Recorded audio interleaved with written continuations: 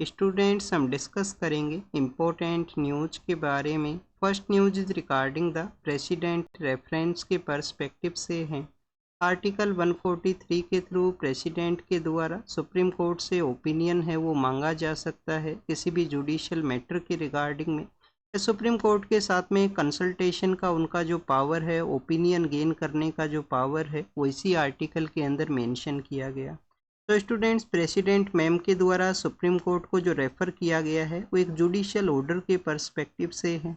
Judicial order है वहाँ पे टाइम बाउंड मैनर के अंदर में असेंट ग्रांट करने के पर्सपेक्टिव से, या इस तरीके से जुडिशियल ऑर्डर के थ्रू कॉन्स्टिट्यूशनल जो पोस्ट हैं उनको डिक्टेट किया जा सकता है, उनको डायरेक्शन इशू किया जा सकता है कि आप टाइम बाउंड मैनर के अंदर में ये जो डिसीजन है उसको कैरी आउट कीजिए, जो स्टेट्स के जो बिल हैं उनको असेंट है वो ग्रांट कीजिए। अब आप देखिए कि अगर हम इसके बैकग्राउंड के बारे में डिस्कस करें तो कुछ स्टेट्स के द्वारा, स्पेशली तमिलनाडु है, केरला है, जिनके द्वारा सुप्रीम कोर्ट के अंदर अप्रोच किया गया कि उनका जो स्टेट लेजिस्लेटिव असेंबली के जो बिल्स हैं जिनको कि टाइम बाउंड मैनर के अंदर असेंट है वो नहीं ग्रांट किया जाता है गवर्नर के द्वारा, और गवर्नर को अगर रीपास करके भी बिल को सेंड किया गया तो उनके द्वारा बिल को रेफ़र कर दिया जाता है प्रेसिडेंट को, तो टाइम बाउंड मैनर के अंदर जो डिसीजन है वो नहीं होता है उस बिल के ही पर्सपेक्टिव से। तो इसी आप देखिए कि केस के अंदर में सुप्रीम कोर्ट के द्वारा एक ऑर्डर को इश्यू किया गया कि अगर रीपास करके बिल को सेंड किया गया है तो उनको अपना जो असेंट है वो 3 मंथ का टाइम पीरियड के अंदर में ग्रांट करना होगा। यहाँ पे जो रेफरेंस है वो क्या है? रेफरेंस ये है कि क्या कॉन्स्टिट्यूशनल पोस्ट को डिक्टेट किया जा सकता है, डायरेक्शन को इश्यू किया जा सकता है। तो उसी के रिगार्डिंग में आप देखिए कि सुप्रीम कोर्ट के द्वारा क्या यहाँ पे डिसीजन लिया गया है। यहाँ पे जो ये पावर है, गवर्नर का जो असेंट का पावर है, प्रेसिडेंट को जो रेफर करने का पावर है, ये कॉन्स्टिट्यूशन के अंदर में कहाँ पे मेंशन है? आर्टिकल 200 के अंदर में मेंशन है और 201 के अंडर में। स्टूडेंट, सुप्रीम कोर्ट के द्वारा डिसीजन लिया गया। फर्स्ट ऑफ ऑल आप देखिए कि कॉन्स्टिट्यूशनल बेंच है उसको सेटअप किया गया। कॉन्स्टिट्यूशनल बेंच के बारे में कॉन्स्टिट्यूशन में कहाँ पे मेंशन है, किस प्रोसेस के रिगार्डिंग में कॉन्स्टिट्यूशनल बेंच है वो क्रिएट की जाती है, बनाई जाती है सुप्रीम कोर्ट के द्वारा। आप देखिए कि कोई भी ऐसा क्वेश्चन हो, सब्सटेंशियल क्वेश्चन ऑफ लॉ हो जिसको एग्जामिन करना हो, क्वेश्चन ऑफ लॉ हो, सब्सटेंशियल क्वेश्चन ऑफ लॉ हो जिसको कि एग्जामिन करना हो सुप्रीम कोर्ट के द्वारा, इंटरप्रिटेशन ऑफ कॉन्स्टिट्यूशन के रिगार्डिंग में हो, इंटरप्रिटेशन ऑफ कॉन्स्टिट्यूशन के रिगार्डिंग में हो, तो उस समय में बेसिकली यहाँ पे जो कॉन्स्टिट्यूशनल बेंच है उसका सेटअप होएगा। कॉन्स्टिट्यूशनल बेंच है वो सेटअप की जाती है आर्टिकल 145 का जो क्लोज 3 है उसके अंदर में ये मेंशन ये है कि मिनिमम 5 जजेज का बेंच ये कॉन्स्टिट्यूट होगा, कि मिनिमम 5 जज हैं उनका ही ये बेंच रहेगा, उनके द्वारा डिसीजन लिया जाएगा। अगर आप देखिए अर्लियर फेज के अंदर में अगर 5 जजेस का बेंच बन चुका है और उसी केस को फिर से एग्जामिन करना है कोर्ट के द्वारा, तो कोर्ट के द्वारा हायर जजेस का जो बेंच है वो यहाँ पे कॉन्स्टिट्यूट किया जाएगा। तो स्टूडेंट्स, इसी केस के रिगार्डिंग में आप देखिए कि सुप्रीम कोर्ट के द्वारा स्टेट गवर्नमेंट्स को नोटिस सेंड किया गया कि स्टेट्स अपना जो प्रोसेस है उसके बारे में यहाँ पे बताइए।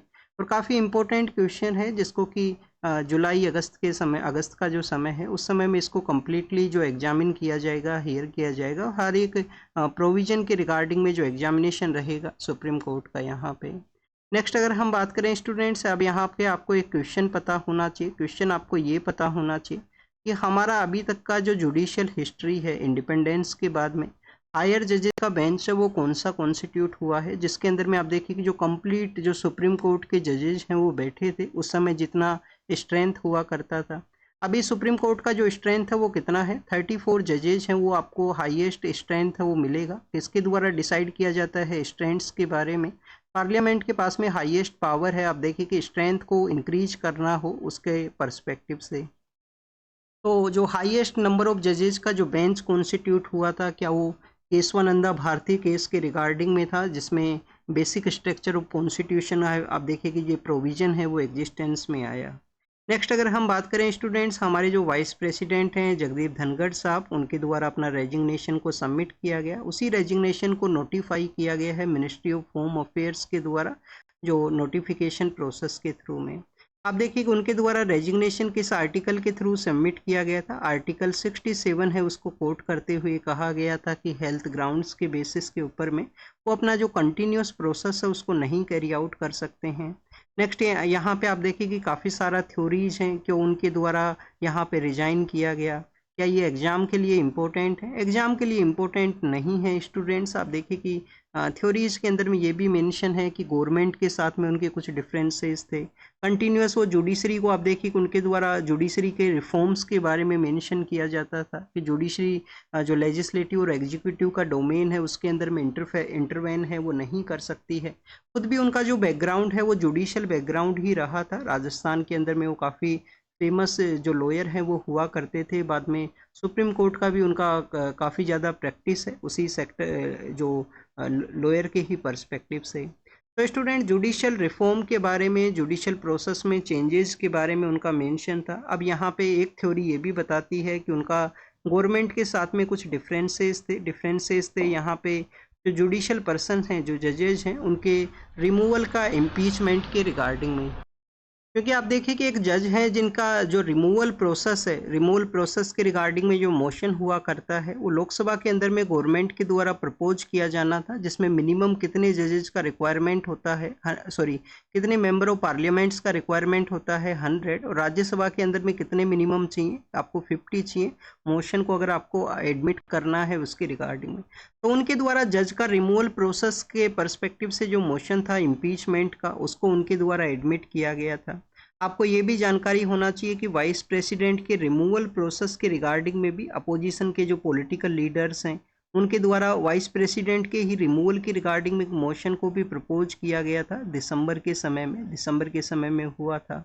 वाइस प्रेसिडेंट का रिमूवल जो इम्पीचमेंट प्रोसेस है वो किस तरीके से है कि राज्यसभा के अंदर में वो इम्पीचमेंट मोशन है वो पास हो और उसके बाद में उसी मोशन के ऊपर में एग्री कर दिया जाए लोकसभा के द्वारा। तो एक सिंपल प्रोसेस है, कोई डिफ़िकल्ट टास्क है वो नहीं है।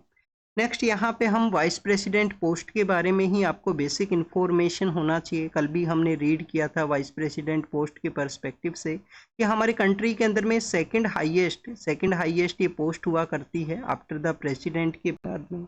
नेक्स्ट आप देखिए कि इसी के पर्सपेक्टिव से जो अब नए जो प्रेसिडेंट हैं उनका जो वोटिंग प्रोसेस है, उनको यहाँ पे इलेक्ट करने का जो प्रोसेस है वो इलेक्शन कमीशन के द्वारा स्टार्ट किया जाएगा।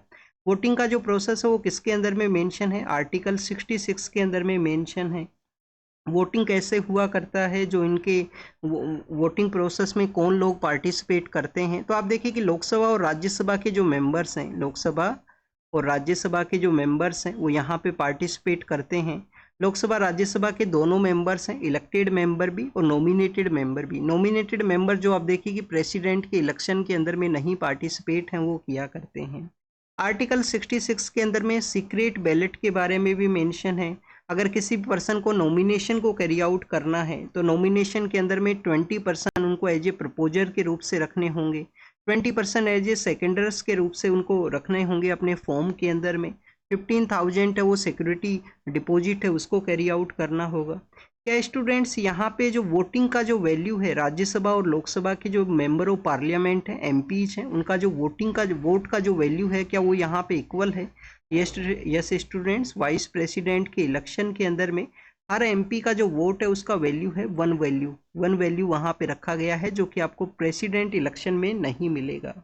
नेक्स्ट अगर हम बात करें इनके इलेक्शन प्रोसेस के अंदर में रिटर्निंग ऑफिसर कौन होते हैं, जिनके द्वारा नॉमिनेशन पेपर को आप देखिए कि एक्सेप्ट किया जाता है, जिनके द्वारा नॉमिनेशन पेपर्स का फिर स्क्रूटनाइज किया जाता है और उसके बाद में आपको जो रिजल्ट प्रोसेस है उसके अंदर भी उनका काउंटिंग प्रोसेस के अंदर में उनका रोल होता है। तो रिटर्निंग ऑफिसर जो है वो आप देखिए कि यहाँ पे अल्टरनेटिव बेसिस के ऊपर में रखे जाते हैं। जो राज्यसभा और लोकसभा के सेक्रेटरी जनरल हैं, राज्यसभा और लोकसभा के जो सेक्रेटरी जनरल्स हैं उनको एक अल्टरनेटिव बेसिस के ऊपर में यहाँ पे रखा जाता है। किसी इलेक्शन में राज्यसभा के रहेंगे, किसी में लोकसभा के रहेंगे सेक्रेटरी जनरल वहाँ पे रिटर्निंग ऑफिसर।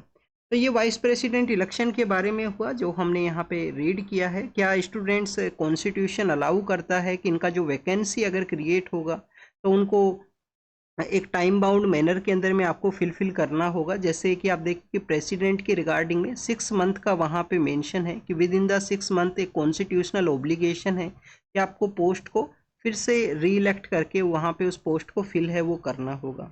कॉन्स्टिट्यूशनल वे में किसी भी तरीके से जो सक्सेसर है उसके बारे में नहीं यहाँ पे मेंशन है। कॉन्स्टिट्यूशन के अंदर में आप देखिए कि कोई डेडलाइन है वो भी यहाँ पे नहीं मेंशन है। वाइस प्रेसिडेंट के पर्सपेक्टिव से कोई डेडलाइन है उसका भी मेंशन नहीं है।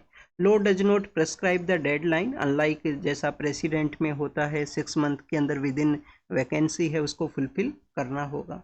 मेन वर्क यही होता है। राज्यसभा में चेयरमैन होते हैं, ये राज्यसभा के आप देखिए कि डिप्टी चेयरमैन है, उनके द्वारा अब कंप्लीटली हाउस का जो प्रिसाइडिंग प्रोसेस है उसको कैरी आउट किया जाएगा। लोकसभा के अंदर में आप देखिए कि स्पीकर एंड डिप्टी स्पीकर होते हैं, और डिप्टी स्पीकर का एक वहाँ पे पार्लियामेंट्री कन्वेंशन है। पार्लियामेंट्री आप देखिए कि वहाँ पे कंसेंसस है पॉलिटिकल पार्टीज का कि अपोजिशन का जो पॉलिटिकल पार्टी रहेगा उसके पर्सन को एज ए डिप्टी स्पीकर है वो अपॉइंट किया जाएगा लोकसभा के अंदर में। क्या राज्यसभा में भी ऐसा ही कोई पार्लियामेंट्री कंसेंसस है पॉलिटिकल पार्टीज का? राज्यसभा में नहीं है। नेक्स्ट अगर हम बात करें दिल्ली गवर्नमेंट के पर्सपेक्टिव से है, दिल्ली गवर्नमेंट के द्वारा आप देखिए कि लैपटॉप का डिस्ट्रीब्यूशन किया जाएगा जिन स्टूडेंट्स के द्वारा काफ़ी अच्छा परफॉर्म है वो किया गया है। स्टूडेंट्स लैपटॉप्स के रिगार्डिंग में आप देखिए कि लैपटॉप का अगर डिस्ट्रीब्यूशन होता है तो क्या बेनिफिट वो प्रोवाइड करेगा लैपटॉप का।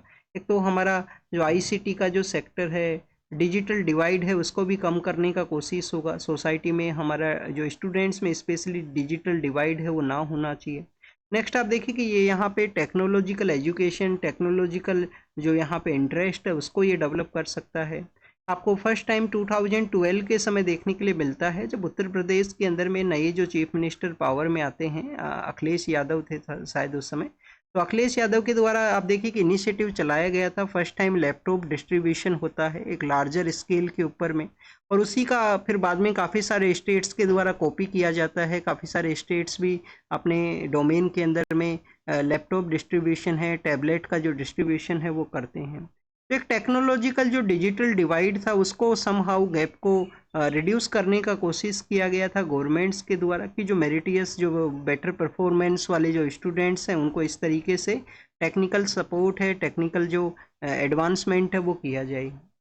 नेक्स्ट आप देखिए कि यहाँ पे दिल्ली गवर्नमेंट का जो स्पोर्ट्स पॉलिसी के बारे में भी मेंशन है। स्पोर्ट्स पॉलिसी आप देखिए कि हरियाणा हमारा कंट्री का वो स्टेट है जो स्पोर्ट्स के अंदर में बेटर परफॉर्म करता है। हरियाणा के अंदर में आपको स्पोर्ट्स के रिगार्डिंग में काफ़ी अच्छा इंफ्रास्ट्रक्चर भी मिलेगा। आप देखिए कि मोतीलाल नेहरू जो स्पोर्ट्स स्कूल भी है सोनीपत के अंदर में। फिर इसके अलावा हर एक डिस्ट्रिक्ट एरिया के ऊपर में स्पोर्ट्स के कैंपस हैं जहाँ पे स्टूडेंट्स ट्रेनिंग कर सकते हैं, कोच के अंडर में उनका ट्रेनिंग के अलावा जो नए काइंड ऑफ रिक्रूटमेंट हैं जो गवर्नमेंट के जो रिक्रूटमेंट बेसिकली स्पोर्ट्स के रिगार्डिंग में जो ट्रायल्स होते हैं उसमें वो पार्टिसिपेट कर सकते हैं। इसी वजह से हरियाणा का आपको बेटर परफॉर्मेंस भी मिलता है। इंडिविजुअल जो गेम्स हैं उनके अंदर तो काफ़ी अच्छा परफॉर्मेंस है बेसिकली। तो स्टूडेंट्स उसी के आप देखिए कि सिमिलर वे के अंदर में यहाँ पे दिल्ली के अंदर में भी जो जो उनको कैश अवार्ड जो दिया जाता है उसके प्राइज को यहाँ पे इंक्रीज किया गया कि कैपिटल एरिया को बूस्ट किया जा सके स्पोर्ट्स के सेक्टर के अंदर में। स्पेशली जो प्लेयर्स हैं वो आप देखिए एस्पिरेशन को गेन करें। ओलंपिक है, कॉमनवेल्थ गेम्स हैं, पैरा के जो स्पोर्ट्स के जो यहाँ पे प्लेयर्स हैं वो भी यहाँ पे उनको बेटर जो प्राइज है वो मिल सके। तो स्टूडेंट्स ये दो सेक्टर में था, एक तो टेक्नोलॉजी के बारे में, एक स्पोर्ट्स के बारे में था। अब नेक्स्ट अगर हम बात करें तो हमारा जो कर्तव्य पथ है उसकी फ़ोटो को दिखाया गया है कि कैसे वहाँ पे बारिश हुआ है। सुप्रीम कोर्ट के द्वारा एक यहाँ पे पेटिशन फाइल हुआ था। पेटिशन ये था कि जो कावड़ यात्रा होती है, जो रिलीजियस यात्रा है जिसके अंदर में आप देखें कि जो गंगा रिवर से जो वाटर है उसको कैरी किया जाता है और उसको लॉर्ड शिवा है उनको बेसिकली ऑफर है वो हुआ करता है। तो कावड़ यात्रा का जो रूट है उस रूट के अंदर में जो भी वहाँ पे फूड के रिगार्डिंग में आप देखें कि जो रेस्टोरेंट्स हैं उनको अपना जो डिटेल्स हैं उनको डिस्प्ले करना चाहिए। और यहाँ पे जब सुप्रीम कोर्ट के द्वारा इस जजमेंट को आप देखिए कि मेंशन करते हुए ये भी कहा गया कि एक कार्ल मार्क्स का एक कोट है कि रिलीजन जो है, religion is the opium of the people, कि जो लोगों के लिए ओपियम के रूप से काम करता है। कार्ल मार्क्स का ये कोट है कि जो रिलीजन है, जो रिलीजन है, रिलीजन इज़ द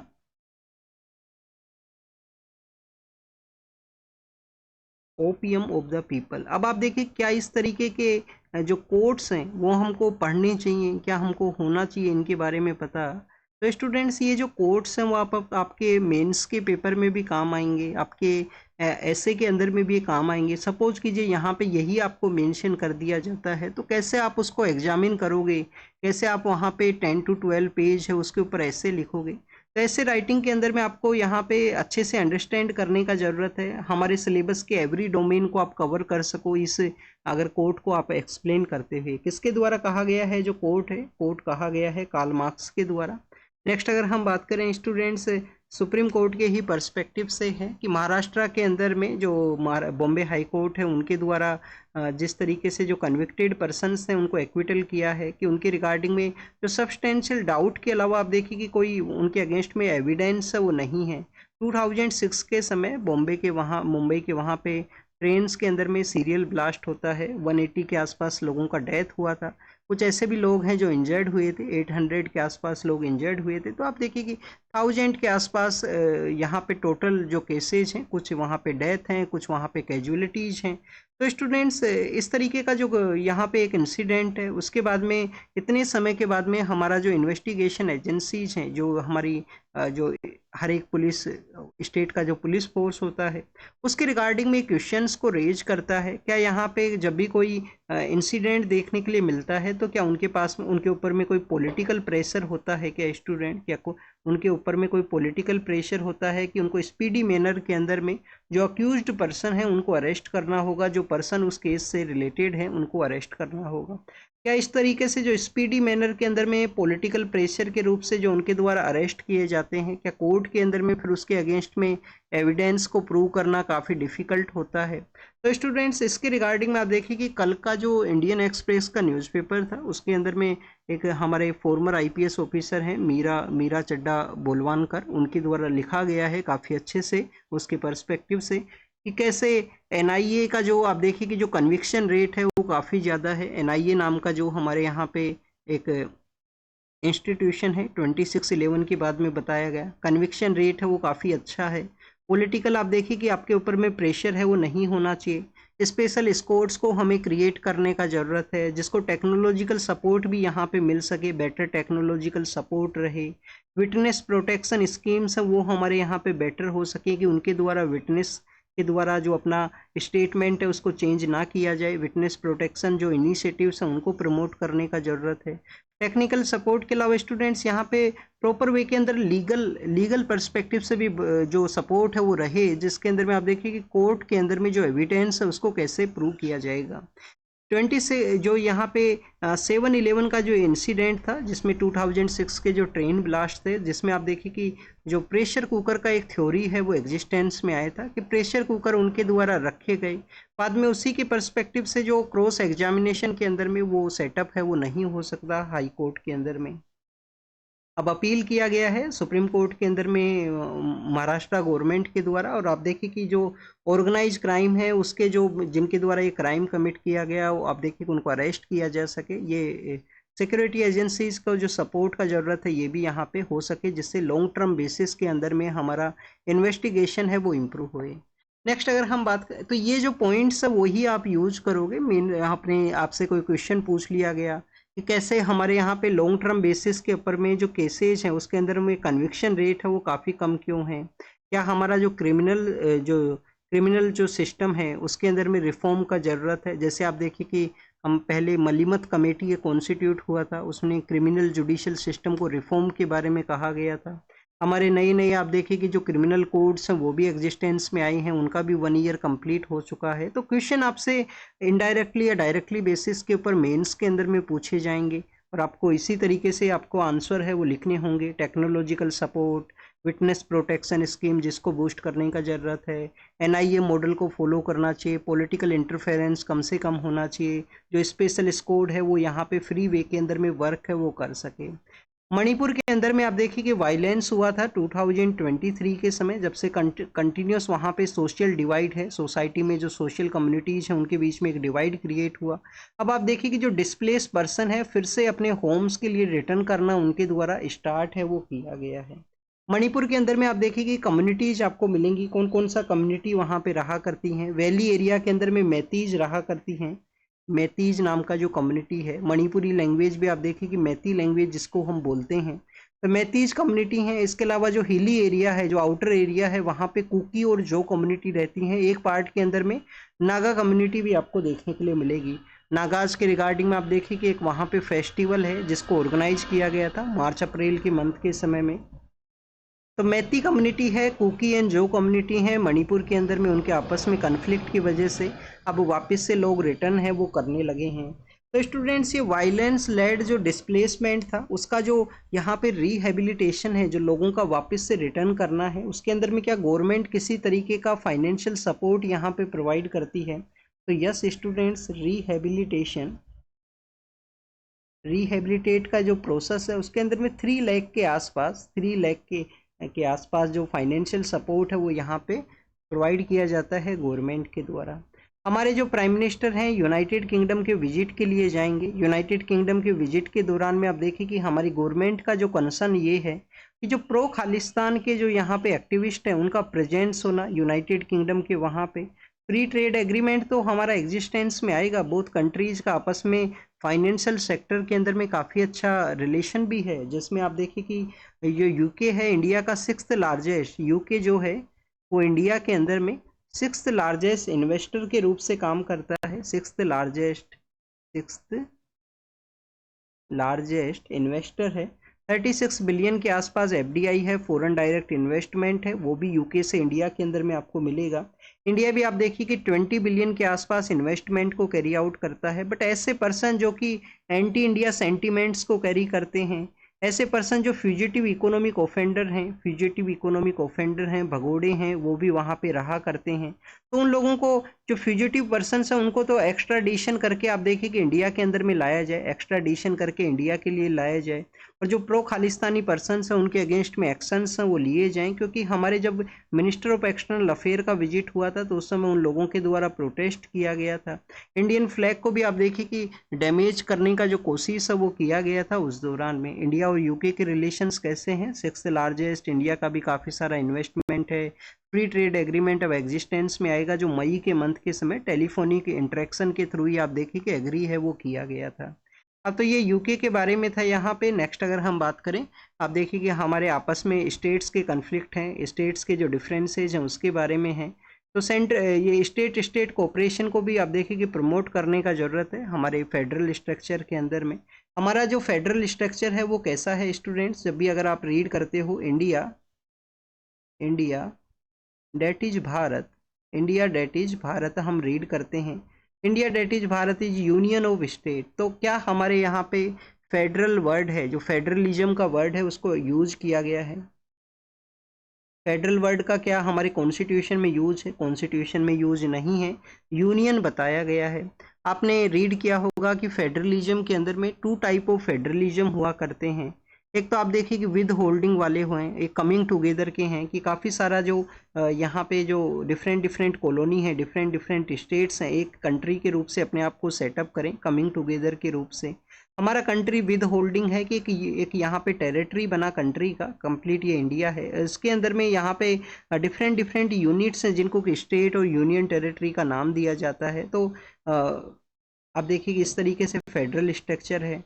यहाँ पे स्टेट्स के बारे में है कि जो महादई रिवर है, आप देखिए कि inter state water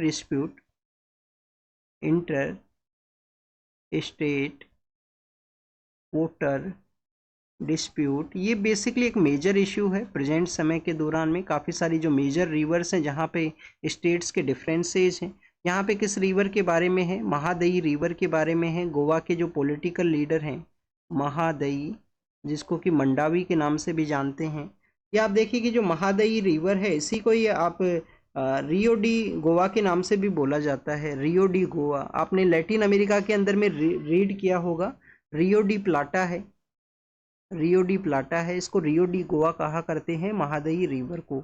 Rio de प्लाटा कहाँ पे है? अर्जेंटीना है। और आप देखिए कि वहाँ पे मोंटेवीडियो और कुछ जो मेजर सिटीज़ हैं ट्रेड के रिगार्डिंग में, वो भी उस एरिया में सेटअप है, रियो डी प्लाटा के एरिया के अंदर में।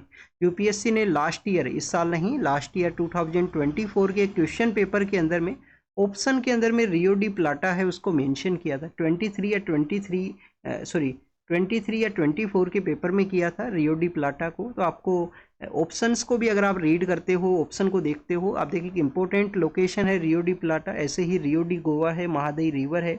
एक और रिवर होती है स्टूडेंट, जुआरी नाम से रिवर है, जो कि गोवा से फ्लो करती है। गोवा का लाइफलाइन कंसीडर करते हैं इस नदी को। पर ये नदी ओरिजिनेट कहाँ से होती है? फर्स्ट ऑफ ऑल आपको ओरिजिनेशन के बारे में पता होना चाहिए। ये नदी जो ओरिजिनेट होती है वो होती है कर्नाटका के वहाँ पे, कर्नाटका के वहाँ पे।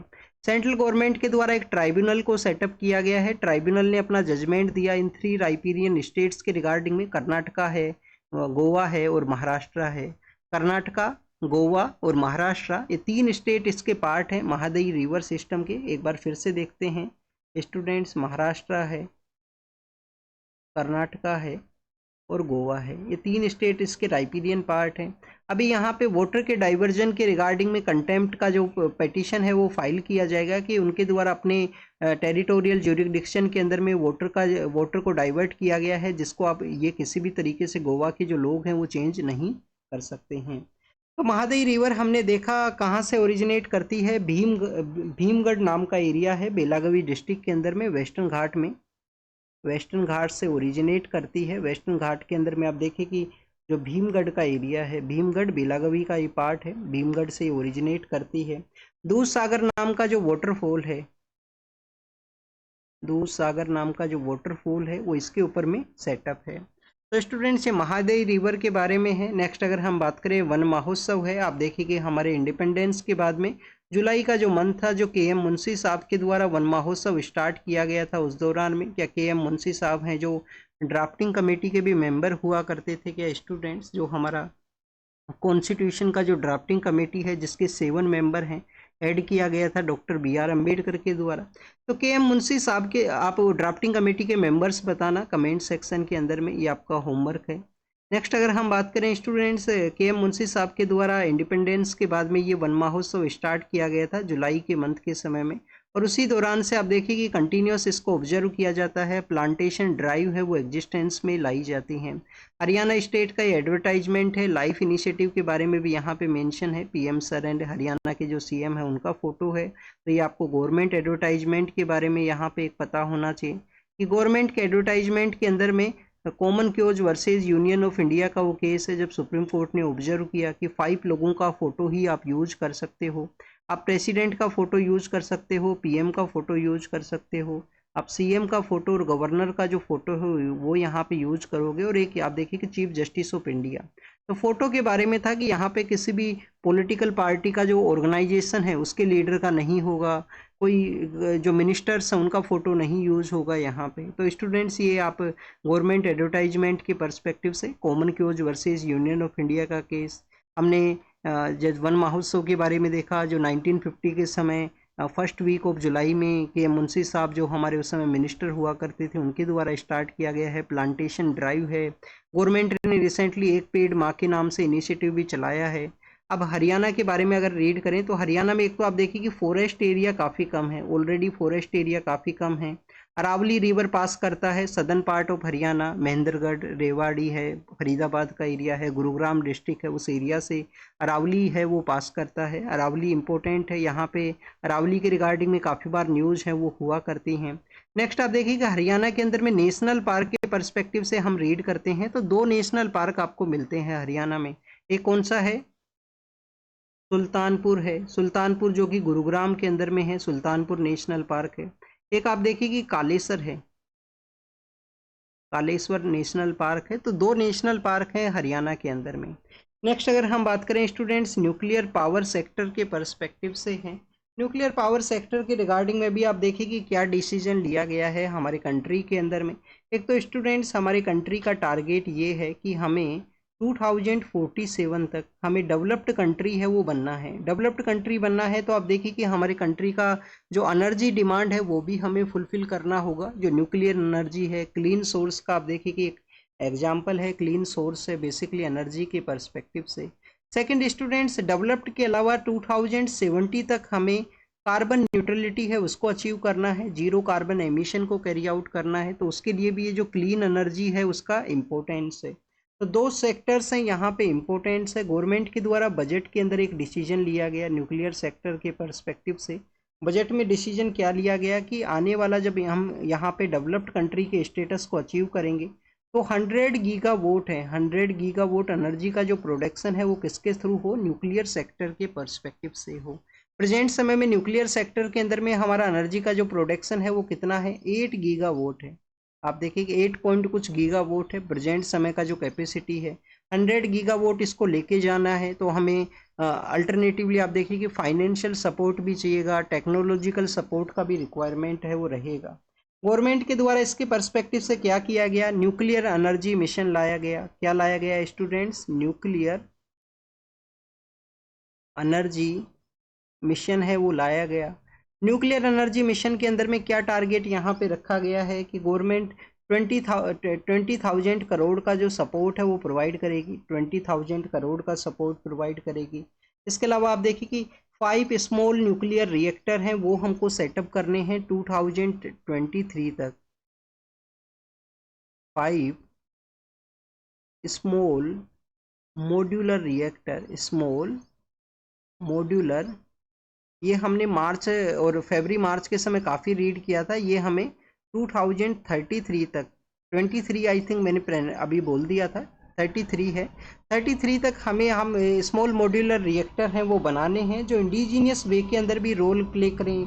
हमारे जो प्राइवेट प्लेयर्स हैं उनका रोल रहेगा यहाँ पे फाइनेंस के रिगार्डिंग में। फाइनेंस के रिगार्डिंग में आप देखिए कि प्राइवेट प्लेयर्स का एक इम्पोर्टेंट रोल है वो रहेगा।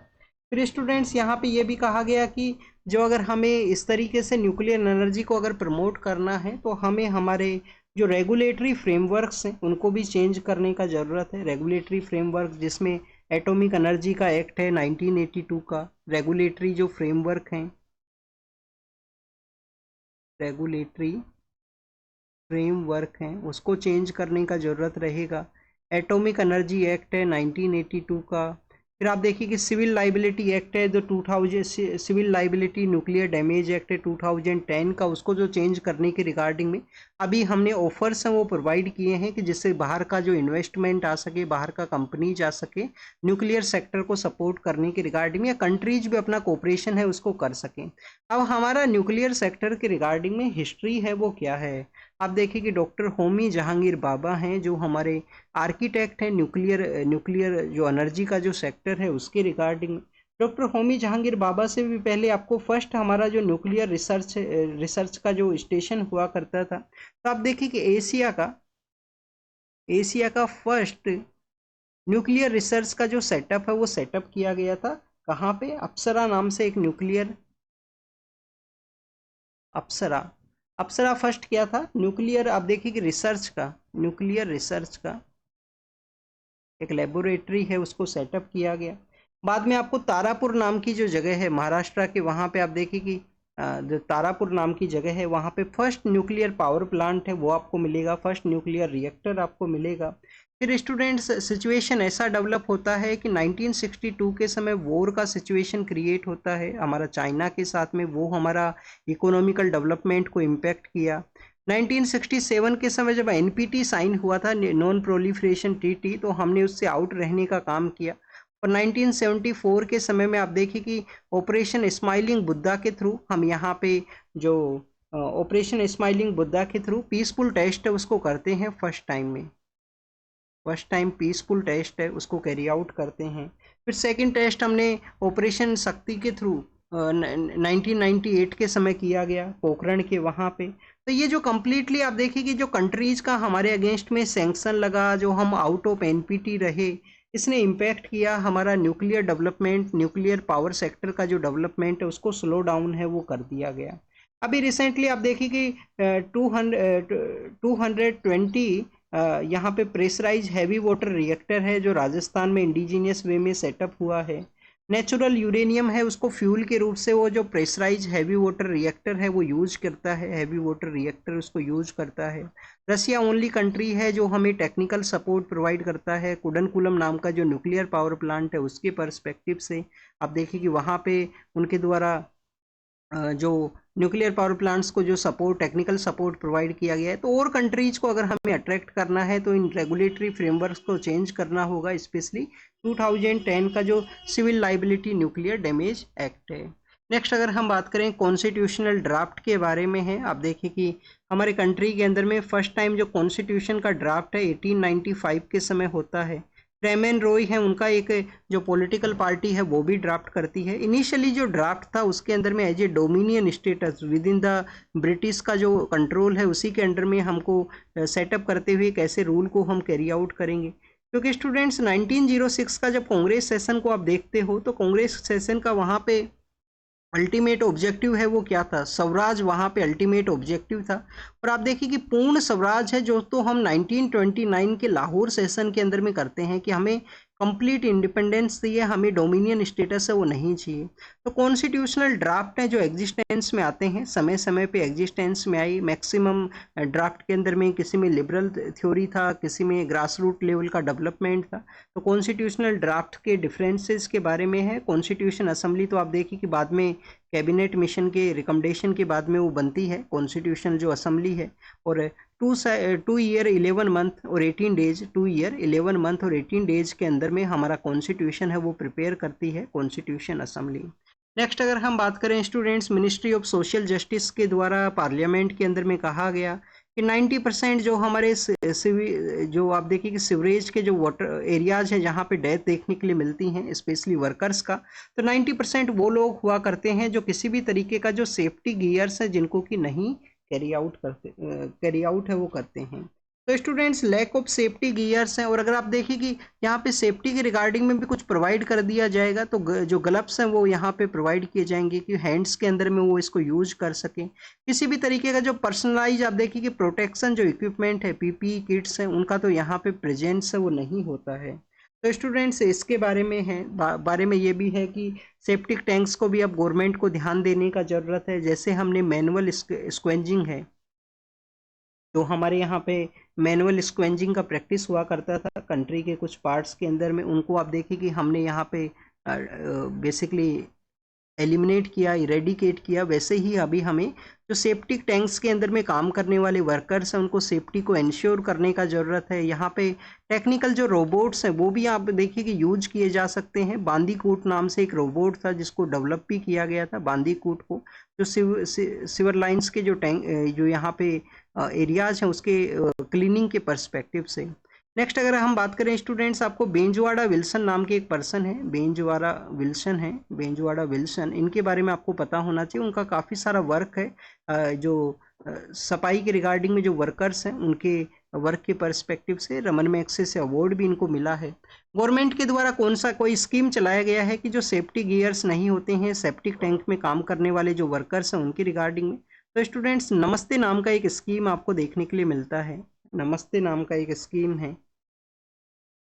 नमस्ते स्कीम बताता है कि हमारे यहाँ पे 84,000 के आसपास वर्कर्स हैं जो कि इस स्कीम के अंदर में उनका एनरोलमेंट है। कैसे उनका रिहेबिलिटेशन किया जाए, कैसे उनको प्रॉपर सेफ्टी है वो प्रोवाइड किया जाए। तो स्टूडेंट्स नमस्ते स्कीम के अलावा आप देखिए कि हमारे यहाँ पे सेफ्टी के एरियाज हैं, जो सीवर के एरिया है जिनके अंदर में सेफ्टी गियर्स को ना यूज करने की वजह से इनका पॉइजनस गैस का रिलीज होने के समय भी डेथ होता है। काफ़ी बार आप देखिए कि वर्क इनके द्वारा किया गया, बाद में इनको स्किन का डिजीजेज है, आईज स्किन के अंदर में इन्फेक्शन है वो क्रिएट होता है इनका इस वर्किंग कंडीशन के अंदर में। तो इसको गवर्नमेंट का जो सोशल जस्टिस मिनिस्ट्री है उसको देखने का ज़रूरत है। रिहेबिलिटेशन इनको किया जाए, प्रॉपर फाइनेंशियल सपोर्ट है वो भी इनको प्रोवाइड है वो किया जाए। स्टूडेंट्स बीटल नाम का एक फंगी है जो कि रबर के जो प्लांट्स हैं उनमें देखने के लिए मिलता है केरल के वहाँ पे। हमारे कंट्री का जो टोटल आप देखिए कि रबर प्रोडक्शन है जिसके अंदर में इंडिया वैसे तो वर्ल्ड का 6th लार्जेस्ट है, इंडिया वैसे तो वर्ल्ड का 6th लार्जेस्ट रबर का जो आप देखिए कि प्रोड्यूसिंग कंट्री है। 90% के आसपास आप देखिए कि जो 72% का जो यहाँ पे कैपेसिटी जो प्रोडक्शन है वो केरल से हुआ करता है। और भी हमारे नॉर्थ ईस्ट के स्टेट्स भी हैं जो काफ़ी अच्छा परफॉर्म कर सकते हैं रबर की रिगार्डिंग में। नेक्स्ट अगर हम बात करें स्टूडेंट्स, ये जो फंगी का यहाँ पे आप देखिए कि जो डेवलपमेंट हुआ है ये ओवरऑल इम्पैक्ट करता है जो लेटेक्स वहाँ पे रबर का जो बार्क है उससे निकलता है, ये लेटेक्स आप देखिए बताया गया है। सल्फर का इसके अंदर में यूज किया जाता है बाद में सल्फेरिफिकेशन का जो प्रोसेस है उसके पर्सपेक्टिव से। और ये रबर का आप देखिए कि जो प्रोडक्शन को इम्पेक्ट कर सकता है। और ये जो फंगल का जो आउटब्रेक हुआ है, बीटल जो फंगल है, ये अदर जो प्लांट्स है उसमें भी जा सकता है। कॉफ़ी है, टी है। और ये इंडिया का ओरिजिन नहीं है, इन्वेजिव है। इन्वेजिव लैटिन अमेरिका से आया था। फर्स्ट टाइम में हमारा जो कैश्यू का जो क्रॉप है, जो काजू का जो क्रॉप होता है, वहाँ पे इसको ऑब्जर्व किया गया। स्टूडेंट्स, इंडिया और यूएस का जो ट्रेड डील के बारे में है, इंडिया एग्रीकल्चर को ओपन करने के रिगार्डिंग में नहीं है। यूएस का कंटिन्यूस पुश है कि इंडिया का एग्रीकल्चर मार्केट है उसको ओपन है वो करवाया जाए।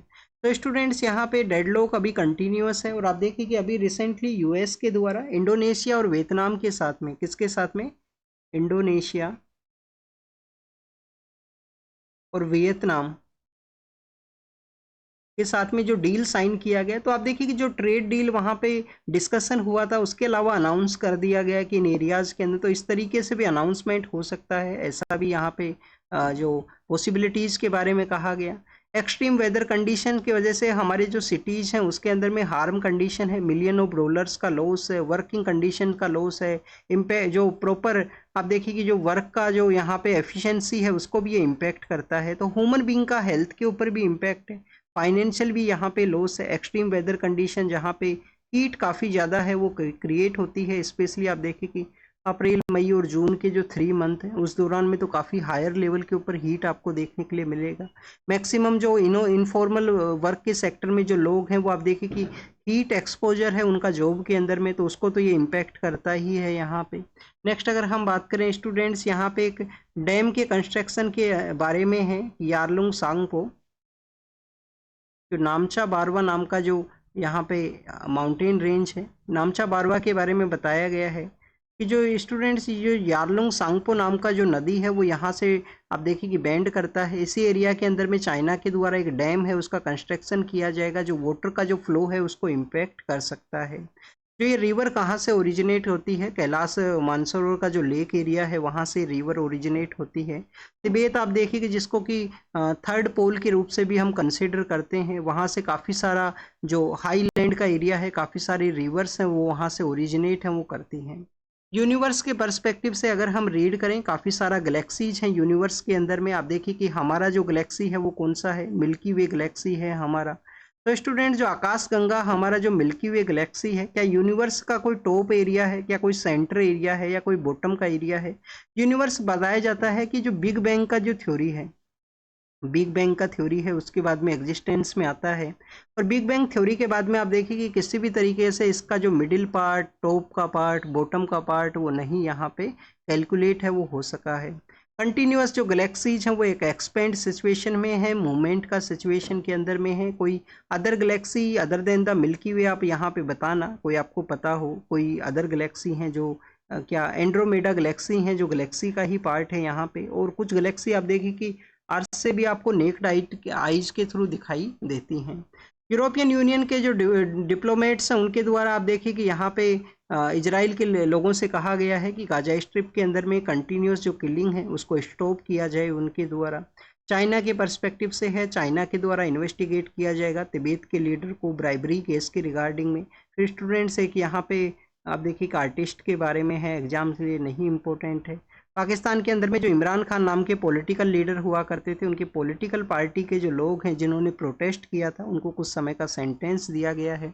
और स्टूडेंट्स, यहाँ पे आप देखिए कि गजा स्ट्रिप के बारे में है, स्टारवेशन की वजह से चिल्ड्रंस का जो डेथ हुआ है उसको मेंशन किया गया। तो जीनोसाइड का हमने कुछ दिन पहले हमने रीड किया था, कंटिन्यूस उनको टारगेट किया जाए उनका रेशियल पर्सपेक्टिव से, उनका एक टेरिटरी के पर्सपेक्टिव से। और यूएस के द्वारा आप देखिए कि 2 इयर्स के बाद में जो वापस से ज्वाइन किया गया था उसके बाद में यूनेस्को है उसको लेफ्ट किया है। यूनेस्को आप देखिए कि क्या है, यूनाइटेड नेशन का economic and United nation educational and science cultural का ये ऑर्गेनाइजेशन है। हेडक्वार्टर इसका कहाँ पे है, पेरिस के अंदर में इसका हेडक्वार्टर है, पेरिस में हेडक्वार्टर है। उसके अपने आप को आप देखिए कि विड्रोवल है वो किया गया, थर्ड टाइम इनके द्वारा ये विड्रोवल है वो हुआ है। इंडिया के पर्सपेक्टिव से क्या इंपॉर्टेंट है, अभी हमारा जो मराठा एम्पायर का जो मिलिट्री लैंडस्केप हुआ करता था, 12 उनके फोर्ट हैं जिसमें 11 फोर्ट हैं जो कहाँ पे हैं, महाराष्ट्र के वहाँ पे हैं। एक फोर्ट कहाँ पे है, एक फोर्ट तमिलनाडु के अंदर में है। तो स्टूडेंट्स जो 12 महाराष्ट्र का जो मराठा एम्पायर का जो मिलिट्री लैंडस्केप है, मराठा एम्पायर का जो मिलिट्री लैंडस्केप है उसको यहाँ पे रिकॉग्नाइज किया है, मिलिट्री लैंडस्केप को रिकॉग्नाइज किया गया है। और आप देखिए कि हमारे कंट्री का ये 44 साइट बना है जो कि यूनेस्को के द्वारा एज ए हेरिटेज साइट के रूप से रिकॉग्नाइज है। तो पहले 40 हुआ करती थी, 40 के अंदर में आप देखिए कि कुछ यहाँ पे कल्चरल कैटेगरी में है, 7 जो नेचुरल कैटेगरी में था, और एक है जो हमारा मिक्स कैटेगरी में है, कंचनजंगा। अब आप देखिए कि 4 साइट्स कैसे आई हैं। शांति निकेतन आया है, शांति निकेतन आया है जो कि रविंद्रनाथ टैगोर साहब के द्वारा जिस टाउनशिप को सेटअप किया गया था, महर्षि देवेंद्रनाथ टैगोर का मेन इस्टेब्लिशमेंट है, वहाँ पे टाउनशिप बनाया गया उनके आश्रम के वहाँ पे। शांति निकेतन के बाद में होयसाल डायनेस्टी हैं, होयसाला डायनेस्टी के जो टेम्पल आर्किटेक्चर हैं जो कि स्टार शेप के अंदर में हुआ करते हैं। होयसाल डायनेस्टी के बाद में आप देखें कि यहाँ पे जो है अहोम एम्पायर के जो ब्यूरियल्स हैं, अहोम एम्पायर के जो अहोम मोडम्स के नाम से जिनको हम जानते हैं, उनको यहाँ पे किया गया। और स्टूडेंट्स मराठा का जो मिलिट्री लैंडस्केप है उसका यहाँ पे ऐड हुआ है। तो this is all the information related to the today's newspaper. आप इसको रीड कीजिए, रिवाइज कीजिए, जो भी इंफॉर्मेशन आपको मिला है उसको नोट डाउन कीजिए। Thank you students, thank you very much.